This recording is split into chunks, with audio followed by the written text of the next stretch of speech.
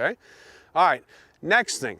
I get so many people that come to me and say, Hank, I know my swing is too fast, I just can't slow it down. And I'm like, really? Your swing is too fast. What are you hitting it too far? Is that your problem? Nobody hits it too far, and you don't swing too fast.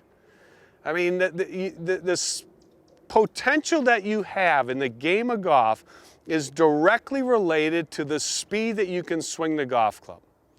I mean, you know, the minimum speed on the PGA Tour probably be 105, 107 miles an hour. If you can't swing it that fast, you can't play the PGA Tour. Doesn't mean you can't play good golf, but you're never going to play a PGA Tour. The dominant players swing 125 to 130 miles an hour. The longest hitters, the ones that can dominate the game.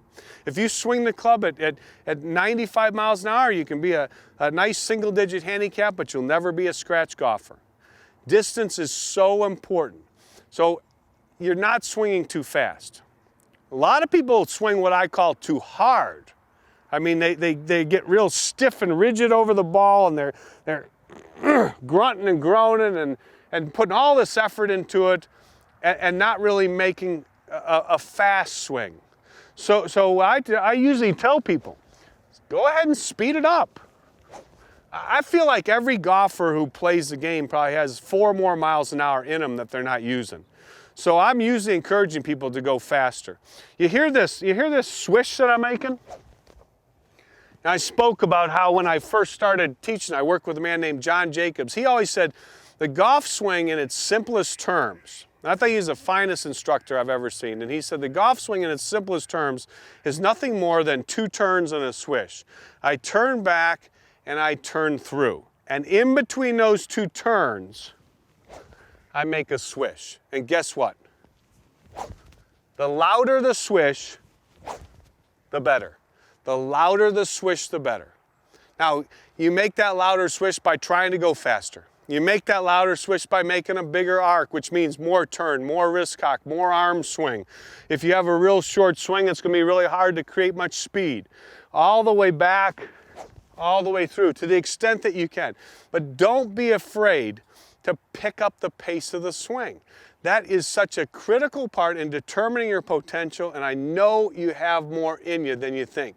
That's a bad piece of advice, trying to always swing slow. I mean, I see people all the time, and they're out here and they're hitting, and you know, they're just swinging like this and barely moving the club, you know, and their buddies go, well, you know, he's not long, but he's really straight. And I'm thinking, well, it's a good thing, because if you were that short and crooked, you'd really struggle at the game. I mean, it's all about speed. And speed, believe it or not, it gives you an accuracy with the driver, but it gives you accuracy with all the other clubs, because when you have a faster swing, you can use a 9-iron instead of a 7-iron. You can use a 7-iron instead of a 5-iron. And loft gives you accuracy. Loft gives you accuracy. So you want that speed. And you know what? If you swing faster, you don't always have to tee off with a driver. You can tee off sometimes with a 3-wood. So don't be afraid to pick up the pace. You got to get the timing right to get the body turning at the same pace that you're swinging the club with your hands and arms to get that right. Now, let's talk a little bit about fixing the 2 real critical ball flight mistakes that we have. Then give you my thoughts on how you would fix a slice and how you'd fix a hook. First off, slice, most important thing you could fix. 90% of the people that play golf slice the ball to the right. Some people call it a push. Some people call it a fade. Other people affectionately refer to it as their power fade. But there's nothing powerful about a fade compared to a draw. So if there's a road you take to playing good golf, nowhere on that road is there a slice. You can go from slicing to hooking to good golf. You can go from hooking to good golf. But you don't go straight from slicing to good golf. So first step is learning how to draw that ball. Every better player in the history of the game has fought a hook at one time or another in their career. And everyone who hooks the ball complains just as much as people who slice. But they're almost always single-digit handicappers. So it's just a better overall mistake. If you slice the ball, here's what's happening. You're swinging the golf club so that the path of the swing is going in one direction, and the club face is too open in the other direction. So for instance, if I swing the club 3 degrees to the left, but my club face is pointed only 1 degree to the left, then the club face is 2 degrees open relative to the path of my swing, and the ball is going to slice. If I swing the golf club 3 degrees to the right, but my club face is pointed 1 degree to the right, the ball will start off 1 degree to the right, because the ball starts off just about with a driver, just about right where the club face is pointed. Wherever you see that ball start off, that's where your club face is pointed. You want to draw to start off a little bit to the right of the target. You want it to draw to the left. So I'd like the club face to actually be a little bit to the right of the target to hit a proper draw. But in order to draw the ball, I have to get my path further to the right. So in other words, if my club face is 1 degree to the right, but if I could swing 2 degrees to the right, that means that the club face is 1 degree closed relative to the path of my swing, and that ball is going to draw. It's going to draw. So whenever I'm trying to fix somebody's slice, it's a question of getting the path more in to out, getting the club face a little more closed. You get the club face closed a few ways. You get it closed because you have a better grip. If you have a little stronger grip, it's easier to close the club face. You get it closed because you have a better wrist position at the top. It's not too open at the top. You get it closed because you're swinging more on an arc and not on a straight line. Upright swings tend to open the face. So you get that golf club swinging more out to the right. You get the club face closing. One of the things you have to try to feel is that whatever release you make is happening before you get to the ball. The idea that you turn your hands over as you come through, it doesn't really help you because the ball's already gone. And that's just more things you have to time through the hit. You want to release the golf club. When you release it, it's a combination of uncocking your wrists and rotating your arm and your hand, and that is going to give you more power, and it's going to give you more accuracy because it's going to square the club face. If you're slicing the ball, you could be hanging on too long and the club face is staying too open. You have to allow that club to release. And I'm usually encouraging people, more to the right. Release and close the club face. Feel like you got the club face closed back here. If the ball hooks too much, that would be a great starting point for anybody who's slicing. So if you're having trouble with your ball curving to the right, make sure when you set up to the ball, you're not setting up like a slicer. You're setting up more like this. You're a little bit more behind the ball. You're aimed a little bit more to the right with your arms and shoulders. You're swinging the club more in this direction, and you feel as if you're almost swinging out toward the second baseman, not towards second base, but towards the second baseman, out to right field. Swing it out to the right, close the club face as you come through. If your swing is too upright, do this little drill right here. Take some practice swings up off the ground, and you'll feel the rotation. Now, what you'll usually see people do when they do this is they'll swing the club too much over here. That club's swinging too much down and to the left. If they did square the club face, it's going to be a pull hook, and that's not the shot we want. So I'll take them from here, and I'll say, now feel like you swing just a little bit more out to right field. Swing it to right field. Feel like you're closing the club face back here, and you're going to get that ball to draw. If it doesn't, you got to swing more to the right. You got to close the club face earlier in the swing. Swing it more to the right, close the face, you're going to get that ball to draw from right to left. If your ball's hooking too much, it's just kind of the opposite things that you need to do. First, check your grip. Is your grip on there too strong? Put your hands more on top of the club. If you got the grip good, then it's a question of timing or the swing plane and the path being too much out to the right. If my swing plane is too flat and the path is too much out to the right, I'm going to hook it too much. That's why you see a lot of the touring pros who tend to fight a hook as their mistake, taking practice swings that go down and to the left. You'll see a lot of guys on the tour taking practice swings that go like that. That's a bit of an exaggeration, but they're trying to do the opposite of what they've been doing. People who slice swing over here. People who hook tend to swing over here. You're either doing one or the other. If you come in too flat, if you got too much arc, if you're swinging too much from inside, the club face is going to close too much. So feel the club coming down more, to the left more, and make sure you turn your hips as you start down. Turn your hips to the left and get that golf club swinging more to the left. That's going to fix that hook. Okay. If you're slicing the ball, it's the opposite. You try to get the hips going a little forward so you can let it release. If you're hooking it, you got to turn the body. Turn the body to the left more. Swing the club more down to the left. The ball will tend to go more to the right. So grip, timing, path of the swing, get it going a little more left. That's the way you fix that hook. All right, now I want to share with you some of my favorite little drills to use, and they've helped, you know, a lot of my students. The first one that I always like is what I call a gate drill. So I put 2 tees down, and the idea is that I'm going to try to swing in between those 2 tees.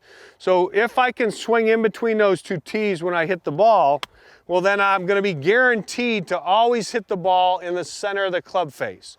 If I were to swing and to hit this tee, I'd hit off the toe. If I were to swing and to hit that tee, I'd hit off the heel. But if I can swing down in between those 2 tees without hitting either tee, I know I'm going to get the ball in the center of the club face somewhere. As you get better, put your tees closer together. Give yourself a smaller gate, and that'll just get you more and more toward the sweet spot. But this is a great drill for anybody to practice. Helped a lot of my students, especially those that are hitting off the toe or the heel, or you know, if you're real inconsistent and you don't play a lot, and sometimes they're on the toe and sometimes they're on the heel, even if your swing's not just right, this drill right here of swinging in between these tees can really help your hand-eye coordination. You can start to get the feel for where you want the golf club to be when you come into the ball. Great drill for you to practice. Okay. Another thing, when you're doing this drill, try to make sure that you hit in front of those tees, because after all, what you're trying to do is you're trying to hit the ball and then the turf. So another drill that I like is just doing something as simple as just drawing a line on the ground. You know, you got a line on the ground. You put a couple tees in there. There's my line right there, and all I'm going to try and do is make a divot in front of those 2 tees.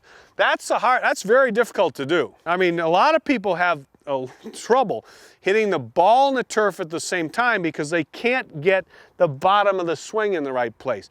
If you take a practice swing and you're finding yourself hitting the ground behind the ball, it's going to be difficult for you to hit solid shots. So draw a line, put 2 tees down, practice swing to get the ground in the right place. You know, practice swings to me are one of the best ways that you can improve your game. I mean, one of the best tip I think I've ever given, the most fabulous tip you could have is just take 100 practice swings a day. I tell people this all the time, and I can't tell you how many people have said to me, Hank, I did your 100 practice swings a day. I shot the best round of golf I've ever shot in my life. If you take 100 practice swings a day, you're going to send me that same message. Within a couple weeks, you're going to play a round of golf better than you've ever played. It gives you so many things by taking these practice swings. And you can use any club. You can switch off between clubs. You can swing off the ground. You can swing down to the ground. Any practice swing is going to help. Some full speed, some half speed.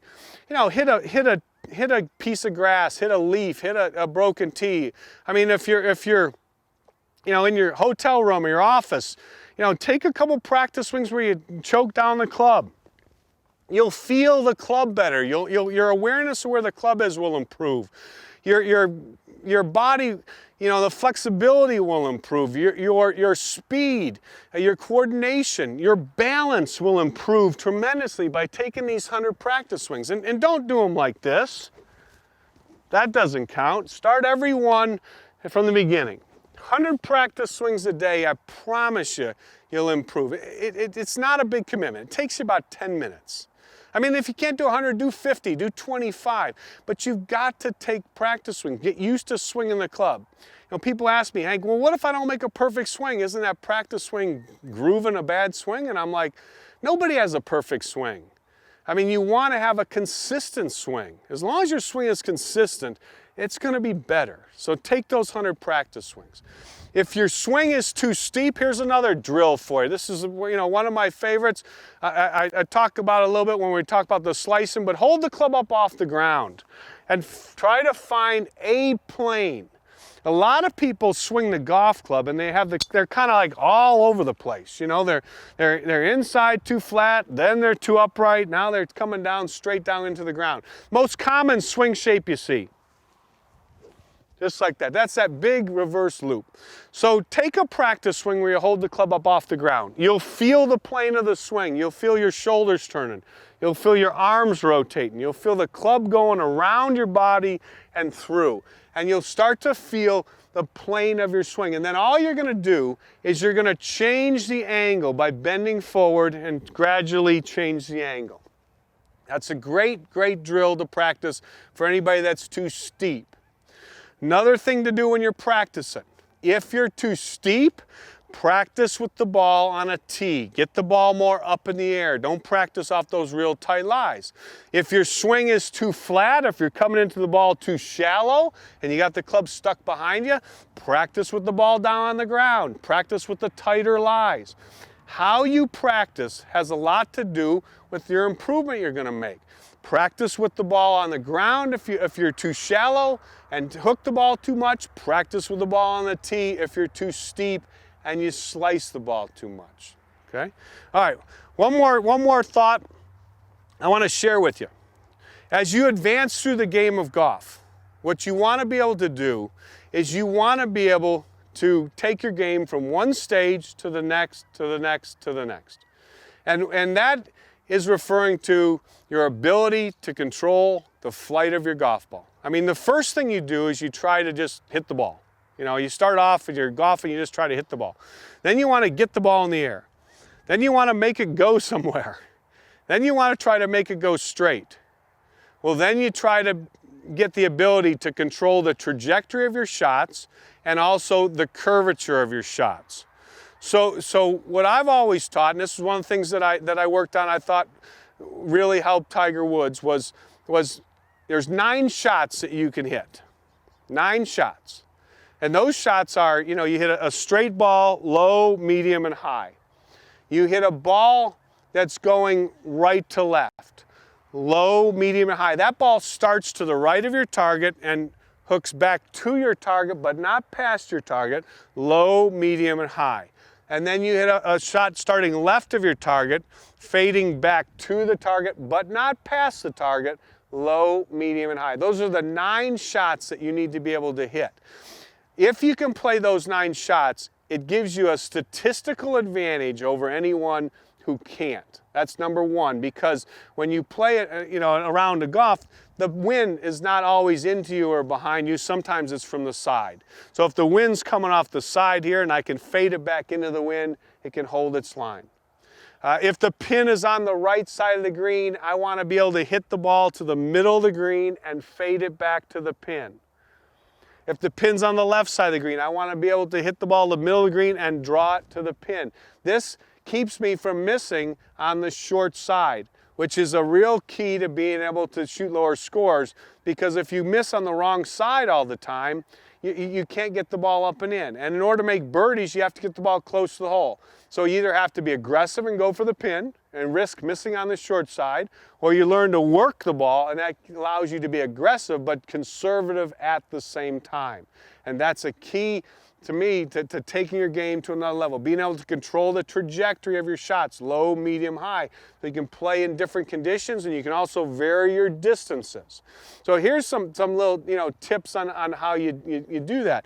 I mean, if I'm going to fade the golf ball, I'm going to set up a little bit more open to the left, and I'm going to feel my swing is going a little bit more to the left. Okay? But the club face is a little bit to the left because I want the ball to start left, but the path of the swing is a little more to the left.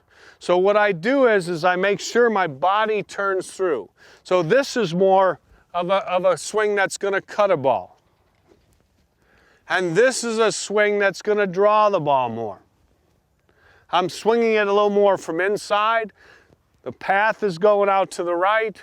My body's a little slower, if you will, so my club is closing a little bit more. Here my body's a little faster. Now I'm cutting the ball. Now I'm drawing the ball. Practice different shots when you're on the range. It's so important for you to be able to fix your swing. I mean, I thought Sam Snead made one of the greatest statements ever. They asked him, when you were on the course, if you were slicing the ball, what did you do? He said, well, I played with it on the course, and I went to the practice tee, and I tried to hook the ball for a while. And they said, well, what if you were hooking it? And he said, I'd play with it on the course, and then I'd go to the practice tee, and I'd try to slice it for a while. The key to being able to keep your swing neutral, keep it always in a nice groove, is to be able to hit both shots. If you can only fade the ball, pretty soon your fade's going to become a slice. If you can only draw the ball, pretty soon your draw is going to become a hook. You've got to be able to work the ball.